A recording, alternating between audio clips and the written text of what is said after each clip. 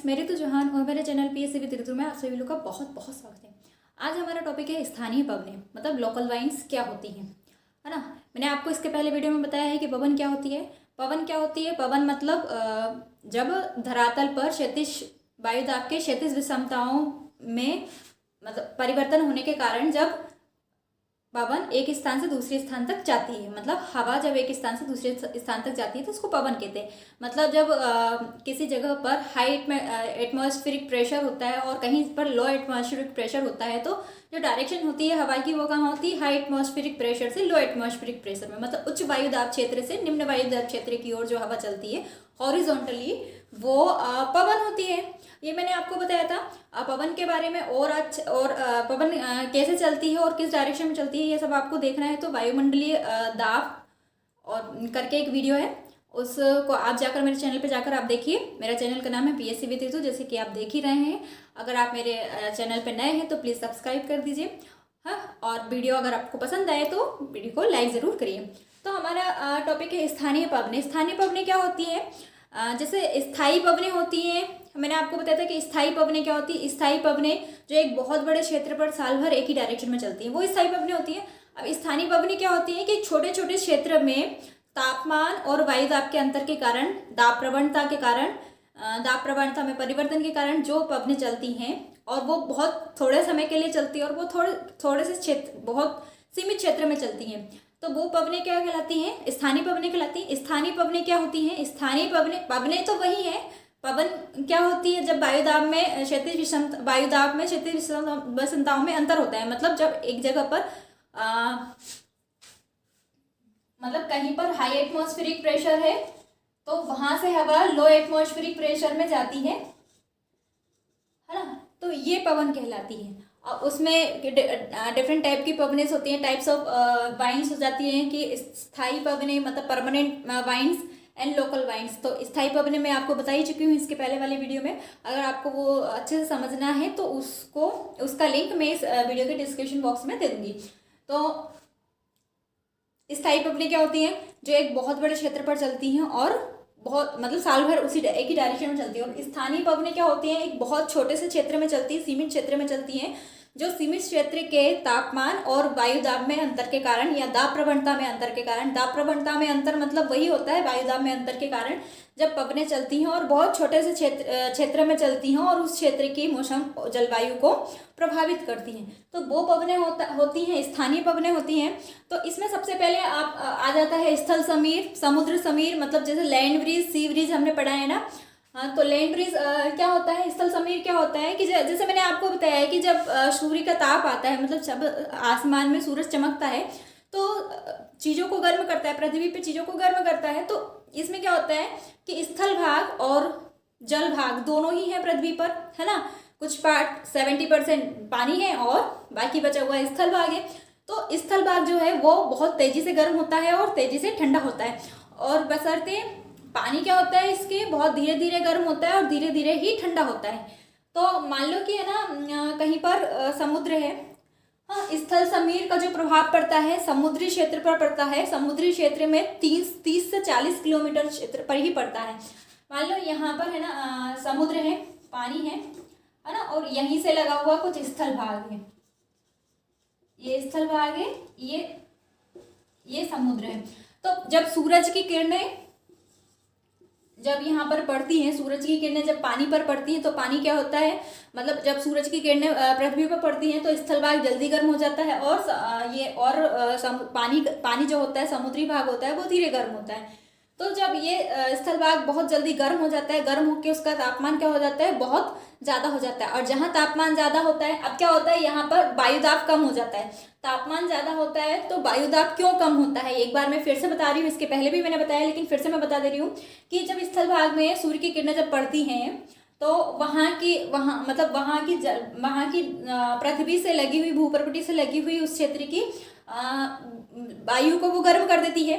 तो जब वायु गर्म होती है, गर्म होकर ऊपर उठती है ना, हल्की होती है, हल्की होकर ऊपर उठती है और विरल हो जाती है तो उसकी डेंसिटी कम हो जाती है, वायु की डेंसिटी कम हो जाती है, मतलब वहाँ पर वायु कम हो जाती है। वायु कम होना मतलब वहाँ पर वायु दाब कम होता है, इसलिए तापमान जब ज़्यादा होता है जब टेम्परेचर ज़्यादा होता है तो प्रेशर वहाँ पर क्या हो जाता है, कम हो जाता है ना।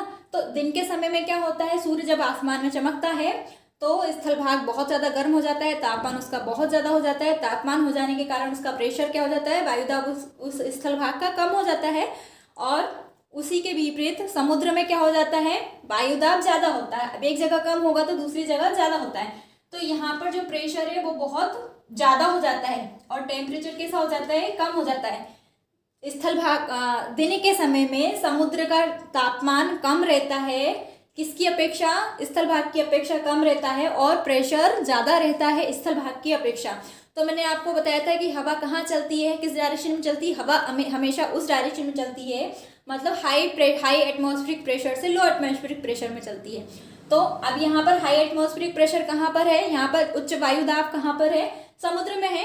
तो पवनें क्या करती है, समुद्र से ये स्थल भाग की ओर चलने लगती है ना। दिन के समय क्या करती है, ये समुद्र से स्थल भाग की तरफ चलने लगती है। और क्यों चलती है, क्योंकि जब सूरज चमकता है तो स्थल भाग जल्दी गर्म हो जाता है और समुद्री भाग क्या होता है, पानी वाला भाग क्या होता है, देर से गर्म होता है। तो जो जल्दी गर्म होकर टेम्परेचर बहुत ज़्यादा हाई हो जाता है, इसका तापमान बहुत ज़्यादा हो जाता है। तापमान ज़्यादा होने के कारण वहाँ पर क्या होता है, वायुदाब बहुत कम हो जाता है। और उसी के विपरीत उसी समय दिन के समय समुद्र में वायुदाब बहुत ज़्यादा हो जाता है और तापमान उसकी अपेक्षा कम होता है। तो पवनें दिन के समय समुद्र से स्थल की ओर चलने लगती है। इसलिए गर्मी के दिनों में हम जो क्षेत्र समुद्र के या पानी के या नदी के पास होते हैं, उनके तट के पास वाले क्षेत्रों में क्या होती है, ठंडी हवा चलती है, क्योंकि वो हवा आती है समुद्र से, मतलब वो हवा पानी वाले क्षेत्र से आती है ना, पानी से आती है, समुद्र से आती है या फिर वो नदी से आती है। तो ये जो प्रभाव है इसको बोलते हैं स्थल समीर बोलते हैं, मतलब इसको बोलते हैं समुद्र समीर। समुद्र से आ रही है तो समुद्र समीर मतलब सी ब्रिज, है ना।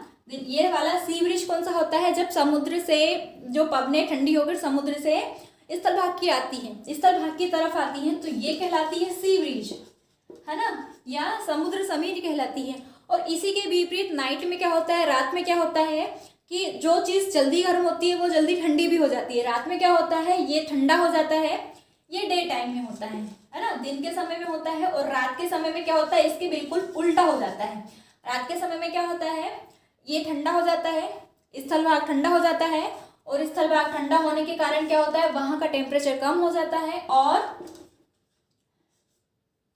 प्रेशर कैसा हो जाता है, ज्यादा हो जाता है, वायुदाब उच्च वायुदाब क्षेत्र बन जाता है और तापमान बहुत कम हो जाता है। और रात्रि के समय क्या होता है, समुद्र पे प्रेशर बहुत कम हो जाता है और टेम्परेचर कैसा हो जाता है, ज़्यादा हो जाता है। मतलब क्योंकि इसलिए होता है टेम्परेचर ज़्यादा, इसलिए होता है क्योंकि पानी का जो नेचर है वो ऐसा है कि वो देर से ही गर्म होता है और धीरे धीरे ही ठंडा होता है, धीरे धीरे गर्म होता है और धीरे धीरे ठंडा होता है। तो इस ठंडा होने में वक्त लगता है, तो वो क्या होता है, वहाँ पर टेम्परेचर मतलब वहाँ का तापमान, समुद्र का तापमान रात में स्थल की अपेक्षा कम होता है, स्थल की अपेक्षा ज़्यादा हो जाता है।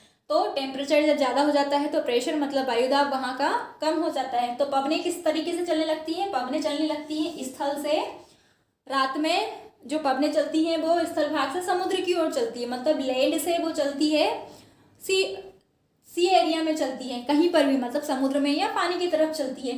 तो ये वाला हो जाता है, इस वाले भाग को इसको क्या बोलते हैं, लैंड ब्रीज बोलते हैं, मतलब जो लैंड ब्रीज या फिर स्थल समीर बोलते हैं। मतलब कि हो गया कि जो हवा स्थल भाग से समुद्र की ओर चल रही है तो वो हो गया स्थल समीर, इसी को बोलते हैं लैंड एंड सी ब्रीज या स्थल समीर, समुद्र समीर कहते हैं। एक बार फिर मैं आपको समझा दे रही हूँ कि स्थल समीर, समुद्र समीर कहाँ होता है, ये वहाँ उस एरिया में होता है जहाँ पर समुद्र से लगा हुआ स्थल भाग हो या पानी या फिर नदी से लगा हुआ स्थल भाग हो, है ना। तो जैसे हमारे मध्य प्रदेश में बहुत सारी नदियाँ हैं और नर्मदा नदी बहुत सबसे लंबी नदी कौन सी, नर्मदा नदी है, 15 जिलों से होकर गुजरती है। तो वहाँ पर क्या होता है, उसके तट पे बहुत सारे शहर बसे हुए हैं, या आप कोई समुद्र तट ले लो, बहुत सारे समुद्र तट है, जैसे मुंबई है, मुंबई समुद्र तट के किनारे बसा हुआ है, केरल समुद्र तट के किनारे बसा हुआ है ना। बहुत सारे हमारे लगभग 9 राज्य के समुद्र तट के किनारे हैं। तो वहाँ पर क्या होता है, वहाँ पर स्थल समीर, समुद्र समीर की ये जो व्यवहार है हमको देखने को मिलता है। क्या होता है, दिन के समय में तापमान जब मतलब सूरज जब दिन में चमकता है तो वो अपनी किरणों को स्थल भाग और समुद्र भाग में छोड़ता है ना। तो स्थल भाग क्या होता है, गर्म हो जाता है, क्योंकि स्थल भाग जल्दी गर्म होता है अपेक्षाकृत पानी के। पानी बहुत धीरे गर्म होता है और पानी बहुत धीरे ही ठंडा होता है। तो जब स्थल भाग दिन के समय में गर्म हो जाता है, गर्म होने के से उसका टेम्परेचर, उसका तापमान बहुत ज़्यादा हो जाता है, और जहाँ तापमान बहुत ज़्यादा हो जाता है वहाँ पर प्रेशर कम हो जाता है। प्रेशर कम क्यों होता है, क्योंकि जब तापमान ज़्यादा होता है तो वहाँ से लगी हुई वायु को, जो वहाँ से लगी हुई हवा है उसको क्या करती है, गर्म कर देती है। हवा गर्म होके हल्की होती है, हल्की होकर ऊपर उठती है, जिससे उसकी डेंसिटी मतलब उसका घनत्व कम हो जाता है। जब घनत्व कम हो गया मतलब हवा वहाँ कम हो गई तो प्रेशर वहाँ हो जाता है, कम हो जाता है, मतलब वहाँ का वायुदाब कम हो जाता है। दिन के समय में स्थल भाग का वायुदाब कम होता है और तापमान बहुत ज़्यादा होता है। और उसी के विपरीत दिन के समय में क्या होता है कि समुद्र का प्रेशर बहुत ज़्यादा होता है और टेम्परेचर, तापमान वहाँ का कम होता है। तो पवनें हाई एटमॉस्फेरिक प्रेशर से लो एटमॉस्फेरिक प्रेशर एरिया में चलती है। मतलब वो समुद्र से लेके हवा कहाँ जाएगी, स्थल भाग में जाएगी, इसलिए वहाँ पर हमें दिन के समय में ठंडी हवा महसूस होती है। और रात के समय में क्या होता है, इसके उल्टा हो जाता है। ये जो दिन के समय होता है उसको सी ब्रीज बोलते हैं, मतलब समुद्र समीर कहते हैं। जो समुद्र से होकर आती है समीर, समीर मतलब हवा, मतलब पवन, जो हवा समुद्र से होकर आ रही है वो समुद्र समीर हो गया। और स्थल समीर का मतलब हो गया कि उसी रात में क्या होता है, इसके बिल्कुल अपोजिट हो जाता है, इसकी विपरीत क्रिया चलती है, विपरीत प्रोसेस होती है। मतलब कि रात के समय में क्या होता है, स्थल भाग ज़्यादा ठंडा हो जाता है अपेक्षाकृत जल भाग के, जो भी समुद्री भाग है, जो पानी वाला भाग है, उसका कैसा हो जाता है, टेम्परेचर ज़्यादा हो जाता है। मतलब क्यों ज़्यादा रहता है स्थल भाग से, क्योंकि स्थल भाग जल्दी गर्म होता है और जल्दी ठंडा हो जाता है, किरणों को जल्दी वापस वो इमर्ज कर देता है, बाहर निकाल देता है ना। तो समुद्र का टेम्परेचर या पानी का टेम्परेचर ज़्यादा हो जाता है और वहाँ पर प्रेशर रात के समय में कम हो जाता है। रात के समय में स्थल भाग में प्रेशर कैसा हो जाता है, ज़्यादा हो जाता है। तो वही ज़्यादा हाई एटमॉस्फेरिक प्रेशर से उच्च वायुदाब क्षेत्र से निम्न वायुदाब क्षेत्र की ओर हवा चलेगी। मतलब रात को क्या होती है, हवा कहाँ चलती है, हवा चलती है उल्टा चलने लगती है, मतलब स्थल भाग से समुद्र की ओर चलने लगती है। तो ये इस टाइप से चलती है। तो ये पूरी प्रोसेस हो जाती है आपकी स्थल समीर समुद्र समीर हो जाती है। लैंड सी और सी ब्रीज, मतलब लैंड और सी ब्रीज कहलाती है। अब एक और होता है पर्वत समीर, घाटी समीर। लैंड मतलब ये समुद्र और सी में होता है, स्थल भाग और समुद्र में होता है। वैसे ही पर्वत समीर, घाटी समीर पर्वत और घाटी में ही होती है। मान लो कहीं पर पर्वत है ना, ऊपर पर्वत है मतलब उससे लगा हुआ क्षेत्र नीचे है, मतलब वहां पर घाटी है, घाटी क्षेत्र है ना। तो क्या होता है, दिन के समय में जब सूर्य की किरणें पड़ती हैं तो वो जो घाटी की जो हवा होती है वो गर्म हो जाती है और गर्म होकर वो ऊपर उठने लगती है। तो वो क्या करती है, वो दिन के समय में ये जो ढलान है, किसी पहाड़ की ढलान है, उसके सहारे से ऊपर चलने लगती है। ढलान के बिल्कुल सहारा लेकर उसकी ढलान के उससे ऊपर चलने लगती है। और ऊपर चलते चलते जाते जाते कैसी हो जाती है, ठंडी हो जाती है। अब ठंडी हो जाती है तो यहाँ पर क्या होती है, जब जलवायु गर्म, जो यहाँ से ये इसने गर्म जलवायु थी और ऊपर आके ठंडी हुई, मतलब कि ये वाष्पित हुई है, मतलब इसमें जलवाष्प है, तो ऊपर आकर ये ठंडी हो जाती है। और कई बार क्या होता है, पहाड़ी क्षेत्रों में रात दोपहर के बाद मतलब शाम के टाइम वर्षा होने लगती है, क्योंकि कंडेंस हो जाती है, ये जलवायु कंडेंस हो जाती है, वाष्पीकरण इसका हो जाता है। और उसके बाद ये जब ठंडी होती है तो ठंडी होकर ये नीचे द्रवित हो जाती है। कंडेंस मतलब द्रवण हो जाता है, मतलब पानी में वो परिवर्तित हो जाता है। तो क्या होता है, पहाड़ी क्षेत्रों में शाम के समय बहुत वर्षा हो जाती है कई बार। तो ये वाला भाग क्या कहलाता है, ये होता है पर्वत समीर, है ना। माउंटेन ब्रिज, मतलब कि दिन के समय में क्या होता है, दिन के समय में घाटी की जो हवा है वो सूर्य किरणों को पाकर गर्म हो जाती है और गर्म होकर वो हल्की होकर ऊपर उठने लगती है और पर्वत के सहारे ऊपर चढ़ने लगती है। और वहाँ ऊपर जाके कैसी हो जाती है, वो ठंडी हो जाती है। ठंडी होकर कई बार रात शाम के समय में, हर बार वर्षा नहीं करती है ये, कई बार करती है, इसलिए मैं बार बार बोल रही हूँ कि कई बार, हर बार नहीं करती है। तो कुछ वक्त ऐसा कभी कभी क्या होता है, ये बहुत ज़्यादा हैवी हो जाती है और हैवी होकर ये कंडेंस हो जाती है, कंडेंस होकर बरसात करने लगती है। तो शाम के समय में अक्सर होती है, पहाड़ी क्षेत्र में शाम के समय में बरसात अक्सर होती है ना। और यहाँ पर बरसात होती है। और उसके अपोजिट रात में होता है। रात में क्या होता है, रात में ये जो हवा है ना, ये उल्टी चलती है, मतलब ये पर्वत से उतरकर नीचे आती है और नीचे आकर, है ना, नीचे आकर कैसी हो जाती है, ये गर्म हो जाती है। तो इसको बोलते हैं घाटी समीर। तो पर्वत समीर, घाटी समीर समझ में आया। उसी तरीके के और भी ये लोकल वाइन्स है, मतलब बहुत छोटे क्षेत्र को ये प्रभावित करती हैं, बहुत छोटे क्षेत्र में चलती हैं, है ना। उसी तरीके से अलग अलग तरीके की होती है, जैसे लू हो गया। लू गर्म हवा होती है जो गर्मी के मौसम में चलती है। और हमको पता है हमारे भारत में लू चलती है, मतलब भारत पाकिस्तान से लगे हुए क्षेत्रों में लू चलती है।